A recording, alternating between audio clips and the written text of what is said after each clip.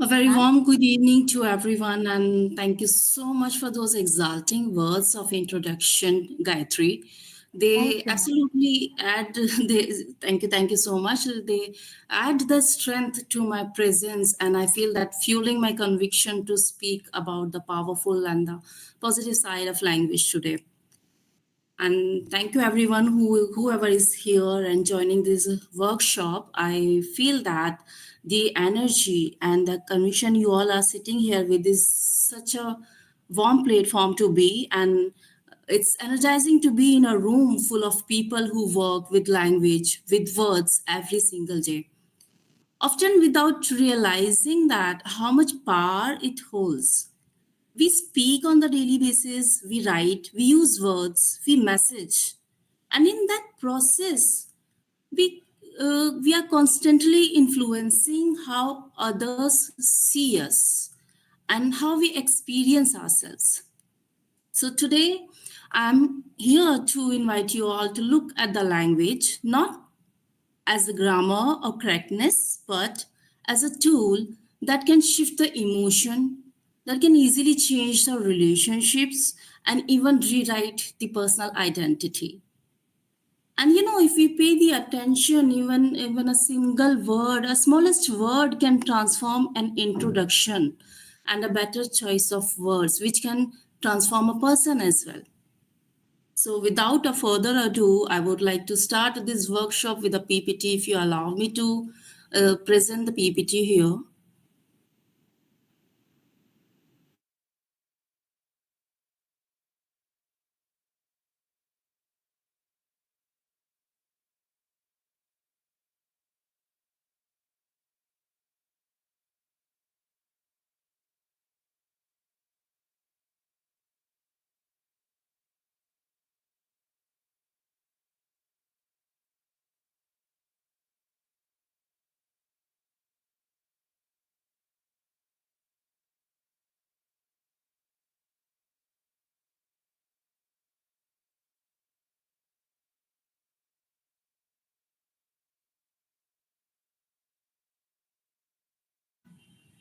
Can anyone please confirm if it is visible on the screen or not? Yes, ma'am. Is this Yes, visible, ma'am. ma'am? Okay, thank you so much. So, I know most of you have had a long day today. Some must be teaching, working, commuting from one place to another. Some might be busy with solving problems, holding the emotions, and understanding another people. And some must be having a few responsibilities to perform. But somehow, you still choose to spend the next hour thinking about the language. I really appreciate your enthusiasm here. That in itself is a very human choice. So we are not just functional beings, we are proving ourselves as someone who has, or we are absolutely meaning making beings. So we are not living for something that is not good in nature, but absolutely powerful. Before we start, I want to invite you into a small moment of awareness. And I want you to write down your responses, of course. And that would be not a task like an intellectual exercises, I would call it, and simply an awareness. So I believe you all are ready for that. Just take a slow breath and identify any single word, any one word coming to your mind that matches how you feel right now. I repeat again, you simply need to identify a word that matches how are you feeling right away. Just type your responses in the chat box.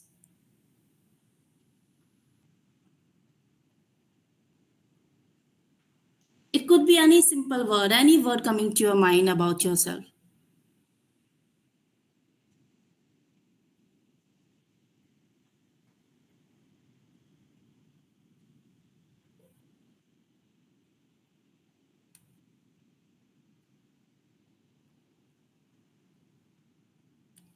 I'm unable to see anything in the chat box.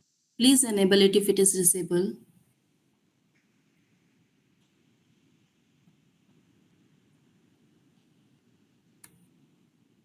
You simply need to write a word coming to your mind. It could be calm, it could be tired, it could be curious, it could be anything.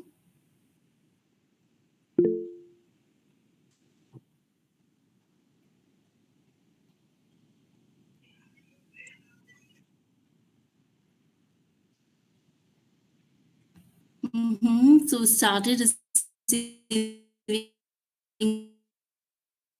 the responses. And thank you so much. So if you wrote and don't you think about it to you, so that's the which bigs. And you have had a day when someone asked how you and you want to answer honestly.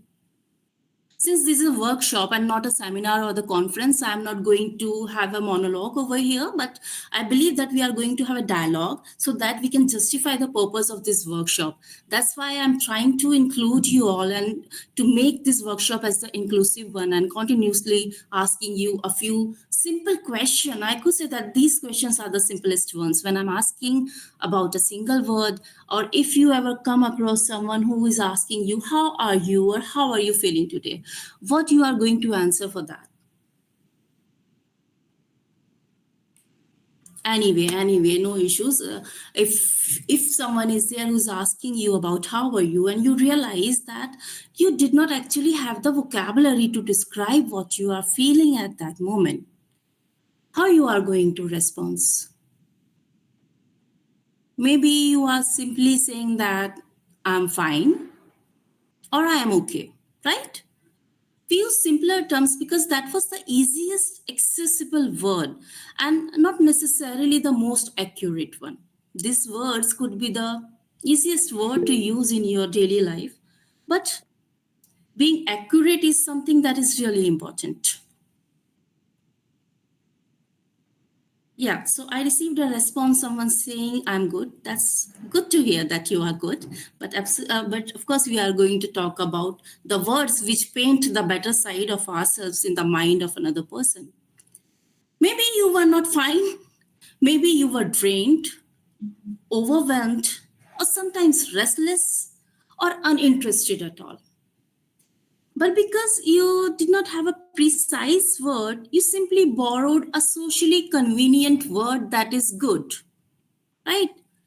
So here is the funny consequence. The moment you said that you are fine, your mind slowly shifted into that emotion and it shows that you accepted it as the truth. Of course, words hold that power which can change the feeling of yours, which can change the emotion of yours. Even if you are feeling tired and you are having a smile on your face saying that I am fine, you are going to instruct your brain that you start working in that way and you start feeling fine. So language did not reflect your feeling, it simply rewired it. This is how deeply words influence the psychology without even the permission being asked that whether you want it or not, but you just give a command to your brain and psychologically we start feeling that way only. So words definitely hold that power. So before we do anything today, before we analyze example or unpack the theory, I would simply want you to respect that little word you chose a moment ago. I know many of you haven't written the word, but you must be having in your brain. You must have thought about it. What word coming to your mind you must be having in your brain. So I want you to keep it to yourself, not by speaking it, but by simply acknowledging that it has the power. The very word came to your mind has the power to define the emotional theme of your evening.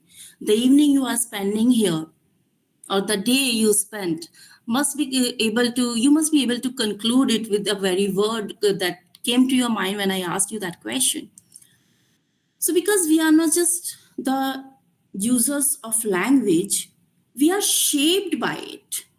We shape our personality, we shape our thinking, we shape our feeling when we use these words. Language is not something that is outside us. It is simply in the self of us. It is simply inside our psychology. It has that invisible power of refining our personality actually.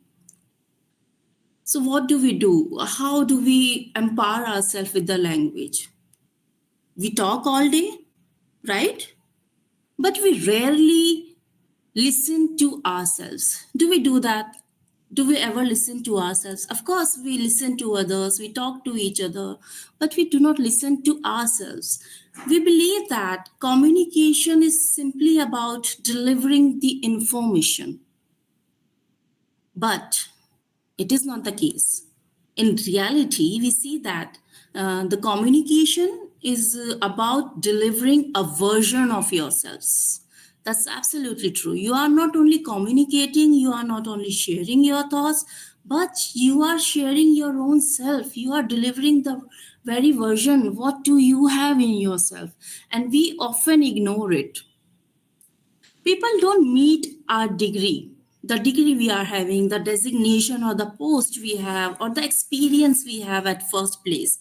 They simply meet our voice, our choice of words, our tone, the tone we are using. Of course, it's absolutely important to have a right tone when you are speaking and using any word, because the tone is equally important to uphold the meaning and the feeling of that word, which could change the complete personality of us.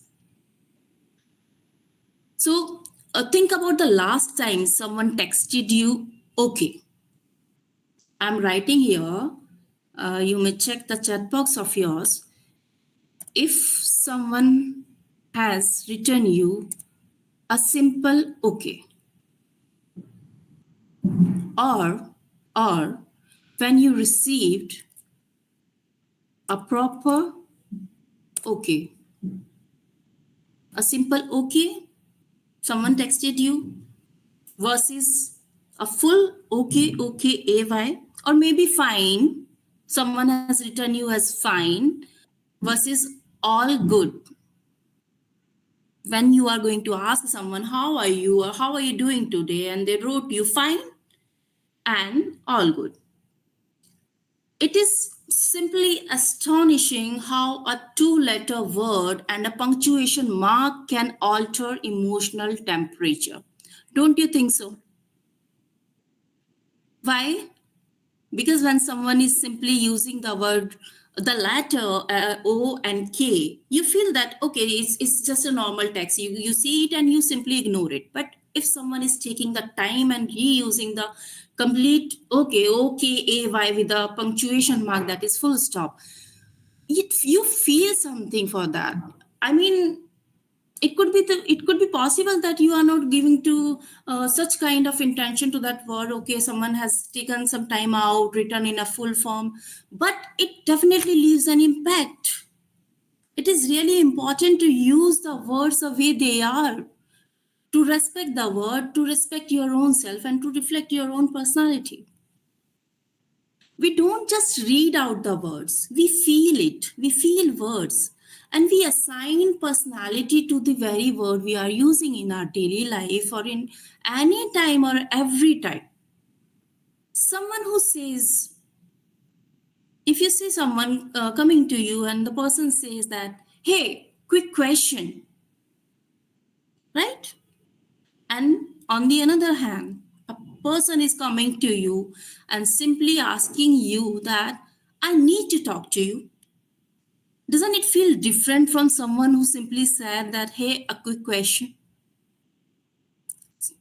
Of course it has a different meaning with a different emotion, where you feel respected when someone is looking for something to have a conversation with you, but with all your consent and of course your consent here is important, and not just giving you a command by simply saying that I have a quick question. The tone changes, the importance changes, and of course the meaning as well. Can we take the questions later, please, Sufyan? Because I want to get done with the workshop first, and it would be okay. Thank you. So yeah, I was talking about the language. And I would like to take your question here when you are asking that maybe we are habitual of taking shortcut words or using it.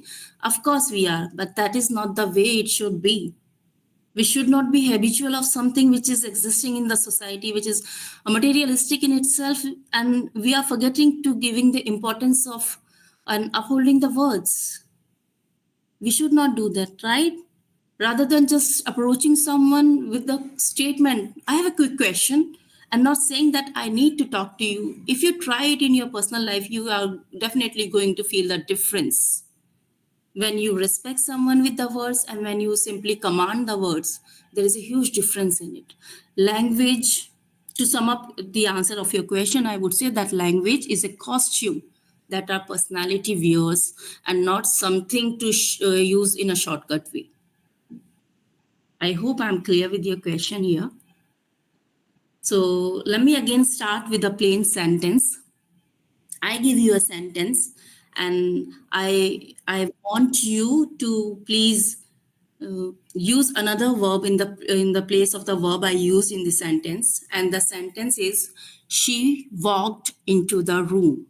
I'm writing the sentence in the chat box.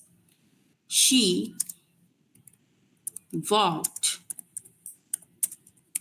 into the room. And I request everyone present here to change the verb in the sentence. She walked into the room. I'm waiting for the responses.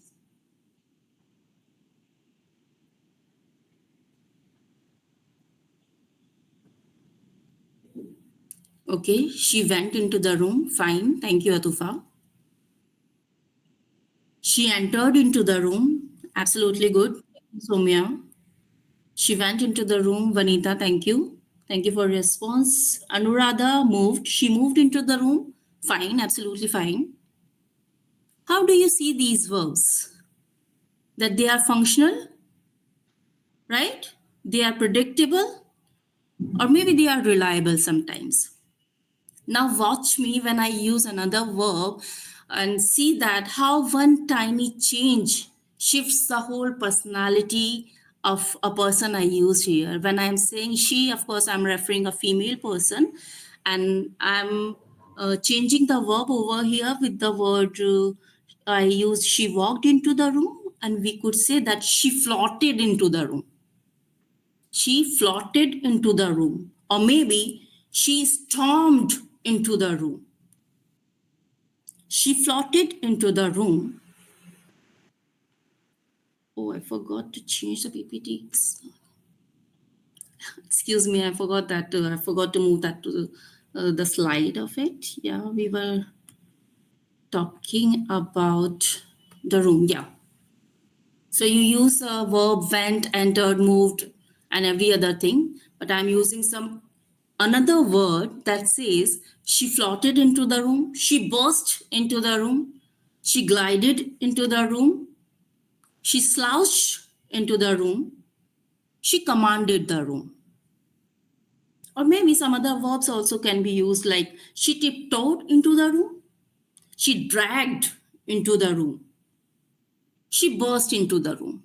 And when I'm changing the verbs over here, what do you feel? Do you feel that is there any kind of change in the emotion and the meaning of the sentence, or the word, the sentence stays same?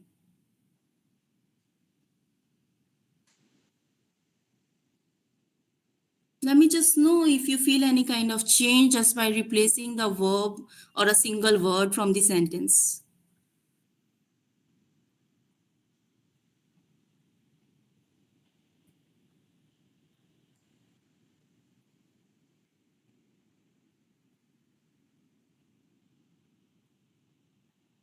Of course, it changes the complete meaning of the sentence. When I change the sentence from she walked into the room to she stormed into the room, how powerfully this sentence turns up.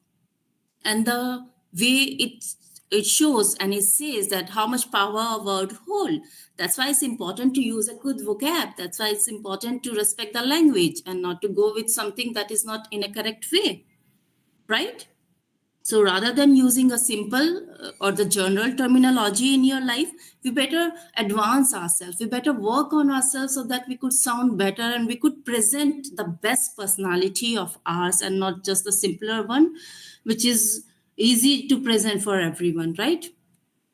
Did you notice that just by replacing one word or in just changing one word, our imagination reorganized? If you know the meaning of storm, if you know the meaning of burst, how your brain start stimulating the image of that very word, that she stormed into the room, she burst into the room, how much energetic this is.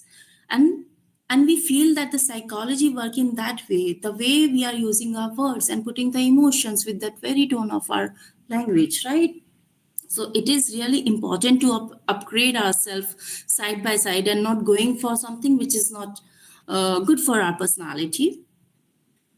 When I said drag, you build tiredness. When I said storm, you build someone fury. Human mind fills in narrative gaps instantly. We are simply addicted to storytelling, right?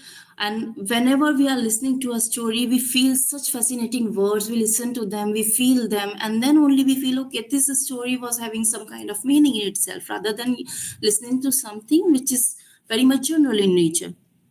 So is the power of language. So is the importance of language. And language is the paint. It is something we use to color the blank moments of our life. We can use simpler terms, we can use simpler things, but of course when we are going to respect the words, when we are going to advance it, when we are going to work for it, it is going to give the color to our black moments of the life of ours, right? So I believe I am clear so far. And now I want you to, as I have given you a few examples and the sentences, I want you to picture a student who is entering your class late. I want you to imagine yourself and to get into the shoe of a teacher and think of a student who is entering your class late. How would you respond to that? Though he entered quietly, looking apologetic, but still, being a teacher, how you are going to respond to that late comer?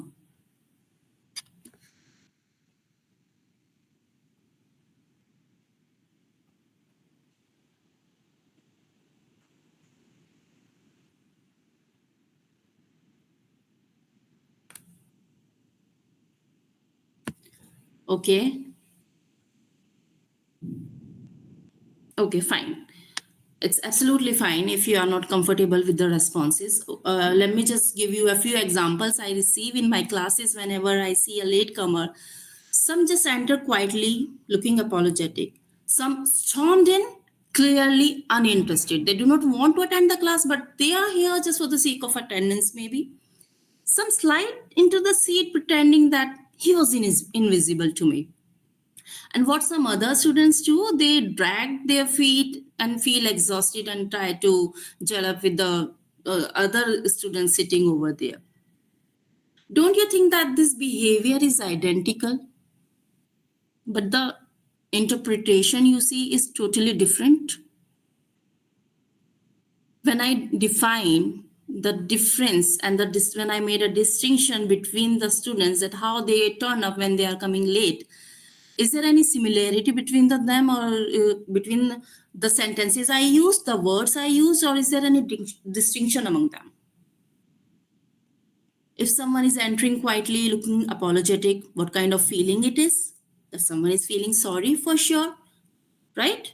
When someone is stormed in, but I'm able to interpret that the person is uninterested. What kind of word I'm using and what kind of tone it is revealing over here? That the person is not obedient, right? This is the importance of a word. If I'm using a word to explaining something and to talk about something. Of course, there are so many students who are coming late, but the intention is different or the way is different. And this is the importance of a word, how any word, any particular word is going to describe the presence of someone. So is the personality. So is the way we behave. So is the way we present ourselves. And we forget this constantly, that language doesn't describe the reality, language interprets it. Language make make others to understand it, and make others to know you, who you actually are. We mistake language for truth when it's actually perspective disguised as a fact.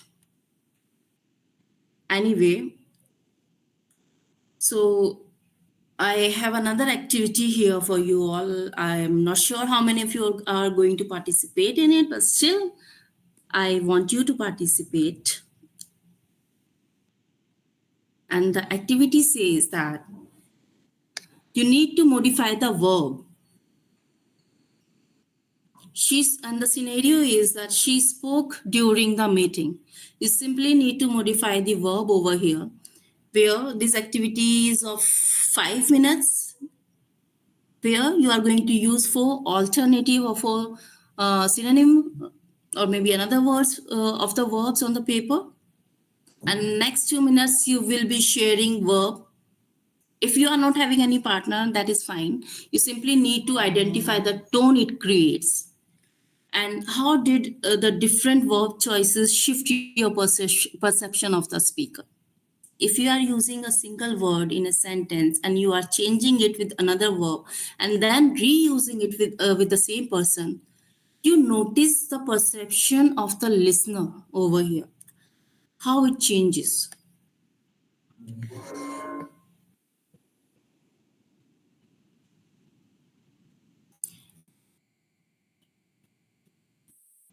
We could do some another activities as well, that we can think of a basic sentences like think of a sentence, imagine it in your brain, and just think how it leaves an impact in your brain. That, and the sentence is, she looked at him.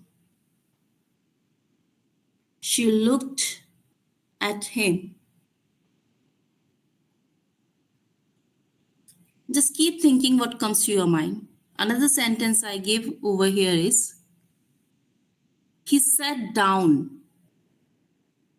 He sat down. Okay, I'll be giving only 3 sentences.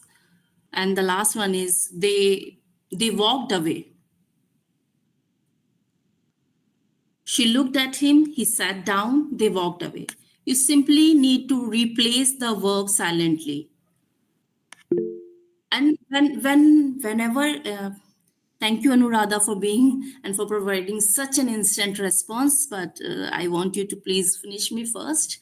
When you are silently changing or replacing the verb, you better be mindful that you are not going to change it for the grammar, but for the emotion. Of course, I can definitely see the emotion in your sentence, Anuradha. She gazed at him. It's absolutely a correct response over here.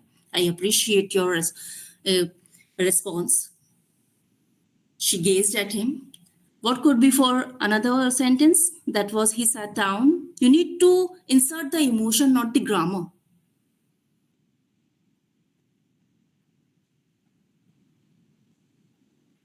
He sat down.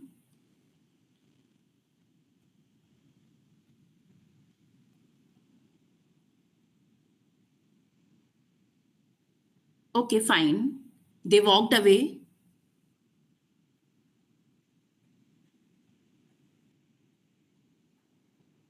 Lowered himself. Okay, fine. That will do. Anyway, when I'm asking you to replace the verb silently and not looking up for the grammar, I'm asking you to feel the emotion you are putting or you are infusing in your words when you are using it in a sentence. Rather than simply saying that she looked at him, it can also become she glanced at him, right? She glanced at him. She stared at him. And see how the meaning gets changing. When I'm saying that she looked at him, and when I'm shifting from look She glanced at him, and then she stared at him. She admired him. She investigated him, and she ignored him. Of course, she observed him could be the response over here. But see, the purpose is to make you understand the importance of the feeling you are injecting in your words when you are saying and when you are just changing it with the general one and the accurate one. How it leaves an impact of your personality on others. That is why it is important to choose the words, to choose the language accordingly and accurately. I hope you are getting the meaning of such examples and feeling excited about these activities. Can you see that the same sentence which I use can hold the affection, the anger, fascination, or sometimes maybe the coolness or exhaustion without adding a single adjective over here? This is the personality of a linguistic. This is actually the personality, and it hides in small places. It hides in small practice of yours. When you practice, when you work on your words, when you work on your own self to be a better version of yourself, that is how the word paints your personality in a right way. So, from these grammatical exercises, let me just take you to the everyday life where I want you to think of someone you know who is always direct, who is always straightforward, and they speak in short, clipped sentences without using any adjectives or any padding, right?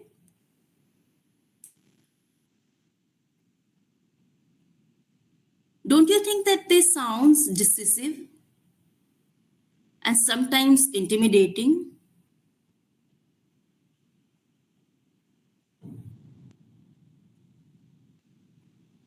Okay, if you thought of that, now just think of someone who uses softeners.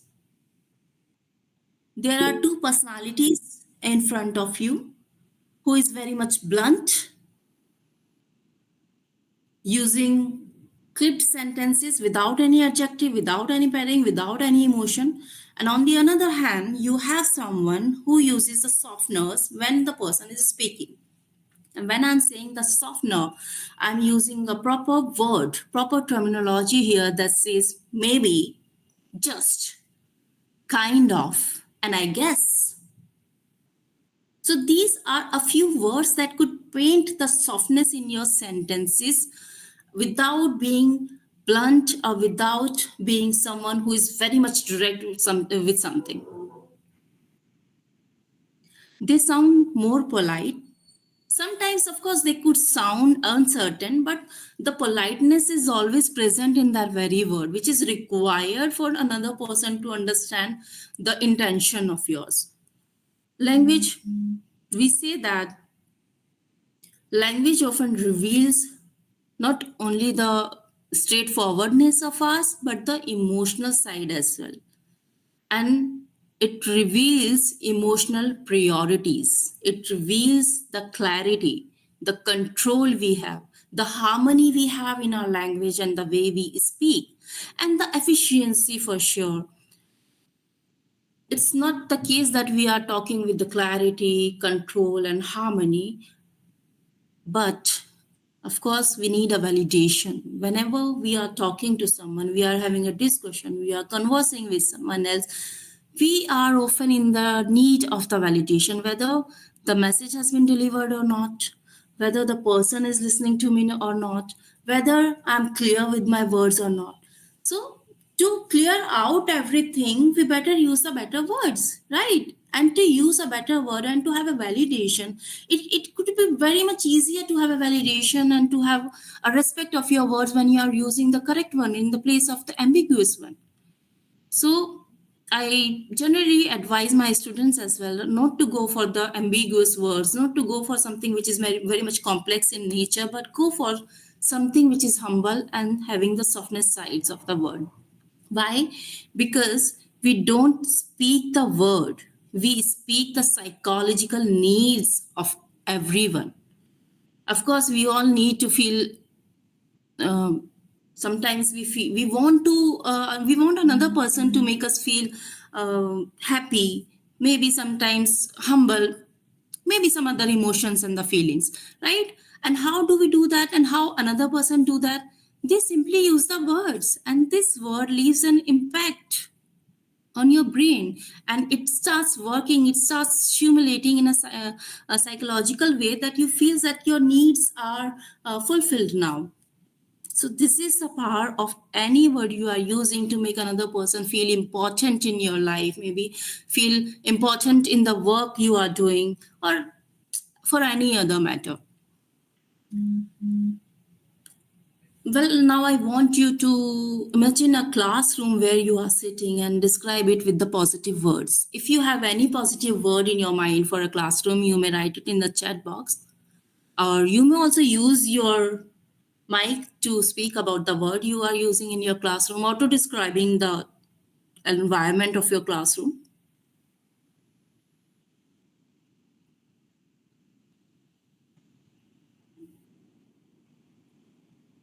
Okay, let me give you a few words. So whenever I go to a classroom, I take it as a bright room, a bright classroom, an open classroom, an energetic classroom, maybe a warm classroom sometime, right? Now I want you to see the same room with the negative words and how it instantly changed the stimulation, how it instantly changed the psychology of your brain, and you start taking it that way. You start feeling down, you start feeling otherwise whenever you are using some another words in the place of the positive words which I used earlier. And the words maybe in the place of I have a bright classroom, I'm using or this classroom is bright, I am using that this classroom is chaotic, right? And see the change here, from bright to chaotic, from open to cramped, from energetic to noisy, right? Such an energetic classroom. How do you feel sitting there? How would you like to go there? Of course, you are going to be a part of it. Of course, you are going to sit there. Of course, you would like to be a part of such classroom which is energetic in nature. And when someone say that, oh, such a noisy classroom it is, would you like to sit there? Would you like to be a part of something which is noisy in nature? Of course not. That is the importance of word. That is why it is important to work on the words of yours. Rather than going for a warm classroom, you are going to a dull classroom. Will you accept it? Um, Atufa has raised a hand. She wants to ask something. Of course, you can go ahead, Atufa. Ma'am, it can be unwelcoming classroom too. Absolutely. And who would like to be at a place which is totally unwelcoming in nature? Thank you for your response, Atufa. That was such a great insight. A room is not positive or negative, right? It becomes positive or negative after the description I added. When I asked you to imagine a classroom, it was a blank classroom in your mind, I can bet on it, right? And when I added a few words, I infused the energy into that word. When I was saying that energetic classroom, you felt happy about it. And when I said that the chaotic classroom, you felt negative. And why did you feel like that? Because I added the description via using a particular word with a feeling. And there is a reality, right? What is this reality? When there is a reality and then there is language dressed reality. In many ways, language is our emotional wardrobe. And we are not talking about the wardrobe, something which is having only the words, but the emotional wardrobe, words with the emotions you are putting in, right? So it was about the classroom. We talked about a few sentences where we talked about a person, a classroom. Let's just look at the relationships now, the professional relationship we have, the personal relationships we have, or definitely the academic relationship, which is highly important in our life. And see that small linguistic choices can protect or can easily puncture the connection we have at our place, right? So when you are asked, why are you late? Suppose you are going somewhere, you are going for a professional meeting, you are going for an academic class, and you are asked furiously, why are you late? Right? How would you feel? How would you feel? What will be the emotion coming to your mind at that moment? Of course, you are not going to feel good at that time when someone is there shouting on you, being furious and asking, why are you late? Rather, when someone is just simply changing the words and using something which holds some meaning and simply injecting the emotions in it, rather than asking that, why are you late? I'm going to ask that, is everything all right? You reached late? How much difference there is? When you simply use the higher tone with words which is harsh in nature, simply asking, why are you late? And replacing it with something softer when I'm saying, is everything all right? You reached late. Don't you find any difference in it? Don't you see that your brain starts assimilating and changing the emotion and in the very moment of the change of the sentences and the words? Of course it is. The same question, but different emotional climate is here. So language writes the atmosphere. It provides the atmosphere. It is not only the sentences, it is not only the words, but it is an atmosphere where we all can live happily and not with something that is downgraded in nature. There are people who can, disagree without disrespect. They don't avoid the conflict. They simply avoid the linguistic violence. And I know I'm using a literary term over here, but I am sure my listeners are not. I'm sure they are full with the energy. They can definitely understand the meaning of linguistics when I'm talking about it. Linguistic violence is simply means that when you are uh, not using something which is very much high in nature, but a word which could change the entire meaning by comforting another person, right? So we can easily say that words do not just communicate, they comfort us, they confront us, they encourage us, injure us sometime when we are using any negative side of any word. Of course, it is going to injure you, it is going to hurt you. But when you are using a selective word for some particular situation, they are going to reveal something different which you don't know already. And sometimes definitely going to repair our brain and our heart. With that, I would like to ask that how do we develop a voice that feels authentic, intelligent, and grounded? How do you develop that? If you have that voice where you feel that, okay, I'm feeling authentic here, or I am the intelligent person in the room, or maybe I'm the grounded one, without sounding rehearsed, how do you feel that? When you are being yourself, right? And not imitating others, not copying someone else, not by speaking the fluent English, because of course a workshop is about the language and the words in English. So I'm using this example over here. It is not necessary to be fluent in English or in any other language, the words we are learning from, but it is important to understand the meaning and to understand and to use the right word at the right place without hurting the emotion or without imitating anyone else. But I would say that by becoming aware of what we naturally gravitate towards is something really important we could work upon to improve the vocabulary of ours and to improve the terminology and the words we use in our daily life. And if you ask me how could you do that, I have a few practices as well.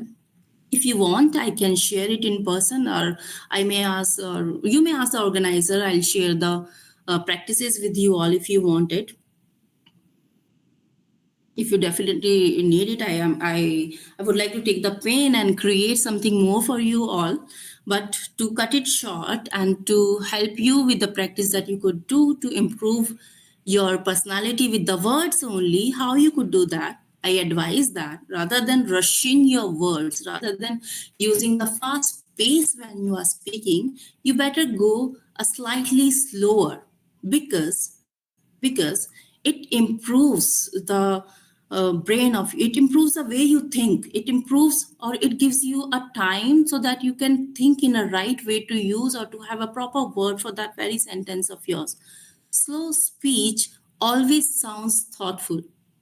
So I always advise my students as well not to rush the sentences, not to rush themselves when they are talking, because it gives you a proper time to think about yourself and to come up with a proper intention that could present the right personality of yours. And another example or another practices could be like you need to pay attention to the verbs, right? I'm not talking about the noun. Of course, you cannot change the noun. Of course, you cannot change the object, but you can change the verb. And the moment you are changing the verb, you are changing the personality. Why? Because verbs choose the personality, noun doesn't. For some another practices, you can simply avoid the filler drama. If you know what do I mean by filler we all use when we are talking. Some of us has the habit of saying after every sentence. For example, if I'm talking about a student and after every sentence I'm saying this very filler which says as or maybe right, or using the filler sounds that says like something like that. These all are fillers that we should avoid using so that we can present the right personality in a right way in front of others. Avoid filler drama because these are literally dying, and it can dull your personality easily. Emotional exaggeration, weakness, credibility, all of the things that it shows, anyone could easily interpret that you are an underconfident person when you are using the fillers in abundance, so you better avoid them. And of course, there is a very traditional practice I am able to recall right now, which says that read as much as you can. And when it comes to the speaking, and when you want to sound like a natural speaker or a good speaker, you better read aloud sometimes. You need to give the time to that word so that you become habitual of using such words in your daily life. And when you will hear yourself, you will find out the difference in your own speaking style. Last practice I could advise that you need to stop over editing your humanity.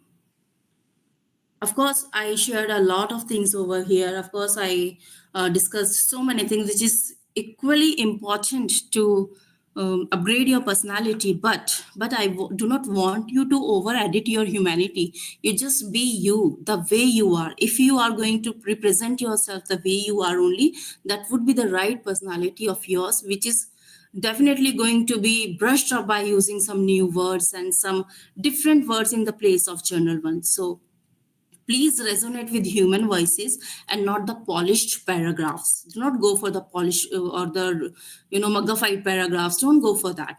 Just resonate with your own voice, and you would be good to go when you are just infusing the emotion in your words. Because a strong voice is not fancy.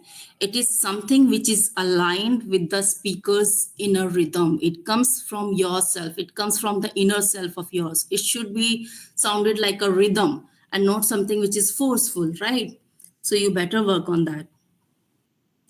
Anyway, it's almost an hour, and now I want you, because I know at the first place people are hesitant to talk about something which is asked, but now I want you to recall that first word you choose at the beginning of the session. When I asked you to please think of a word, how you are going to define yourself with a single word.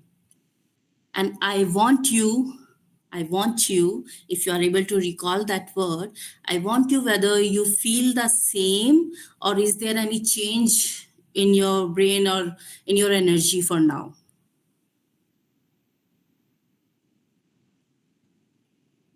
Maybe you used a word tired at that time to introduce your energy at the very moment at 5 o'clock, right? But are you still feeling the same, or is there any difference between that word? You have changed, the verb came to your mind. You may write your responses, you may use a mic, I invite you all to be reciprocal here.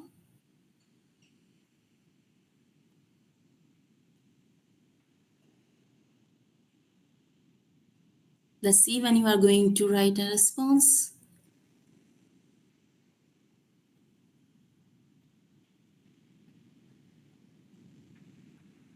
Anyway, even it calming. Oh, that's wonderful, Atufa. You are such a nice audience here. I mean, and I feel privileged if I made you calm from this session, from the workshop of today's. So, yes, it changes. The feeling changes when we listen to the words, when we see how words paint our mind, our senses, our energy. It's definitely going to stay with us. Sometimes the word stays, sometimes it softens, and sometimes it changes our mood completely. And why it happens? Because it's not because your life changed in 1 hour, but because our attention changed, right? What we did in last hour, we just talked, we just discussed about the words, nothing changed, right? But it changed the attention, how we see or how we look up for our words. It's changed that intention of ours.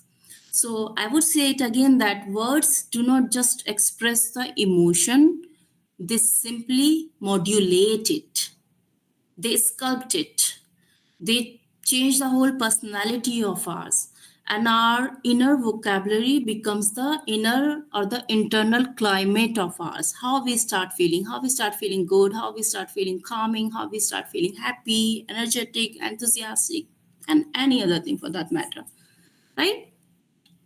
So as we reach the end, I remember this that, and I want you to believe this, that your words are your colors, your sentences are your brush strokes, and your voice is your canvas. And every time you are going to say something, every time you are going to speak about something, you are simply painting a version of yourself into the world. It's not like that you are talking about yourself only. It's absolutely like that you have a canvas where you are going to present a beautiful painting of yourself when you are using such words which has some meaning in itself. It could be, I'm not saying that you are going to use or you better use the perfect words, and no, you do not have to do that. You just simply need to be intentional whenever you are using any word. You do not have anything to perform over there, but be perceptive. If you have a perception, it should be reflective enough through your words.